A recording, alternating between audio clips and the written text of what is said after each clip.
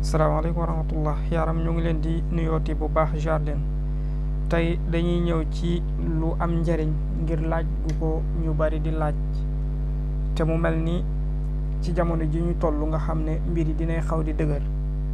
baax na léeg-léeg nit ki di dellu ci alxuraanul karim ngir ay mbiram gën a yomb waaye mbiram gën a jàppandi waaye liggéeyam it gën a dox ci kàttanu yàlla borom bi subhaanahu wa taala mu mel ni nag dinañu tibb tey ci alxuraan loo xam ne maa ngi fàttaliku ay jamono yi nga xam ne doon nañu defar daara daan nañ ko kii lu baree bari ndax mbir yi doon gën a gaaw loolu nag dafay dellu ci wàllu ubbeeku wala nit koo xam ne dafa am lu ñu tuddee umu wala daal am jafe na ko lool mën na jëfandikoo lii may bëgg a wax te mu nekk saaru alxuraan moo nekk surat 48 muy suratu fatxi muy inna fataxnaa laka fatxan mubina liyaxfira laka allahu ma taqaddama min dambika wa ma taaxar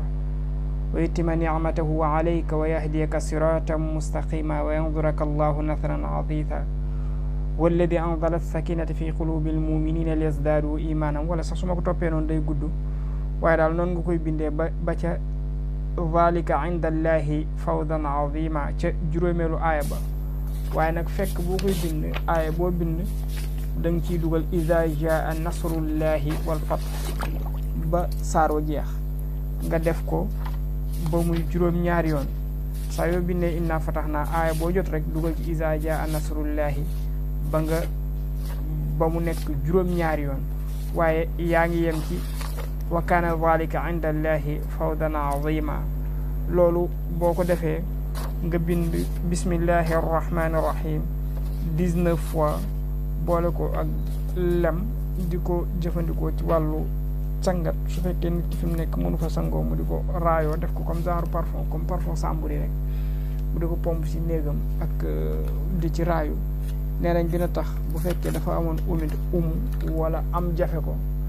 loolu dina ko yombal waaye nag ci kàttanu yàlla mi nga xam ne moom mooy dogal lu ko soob kon mu ngi noonu loo mën a jariñoo la nga jël ko jariñoo te gën a góorgóorlu ci sa diggante ak alxuraan ndax nga mën cee amuk tawfeex bu baax a baax wasalaamaaleykum wa rahmatullahi taala wa barakaatu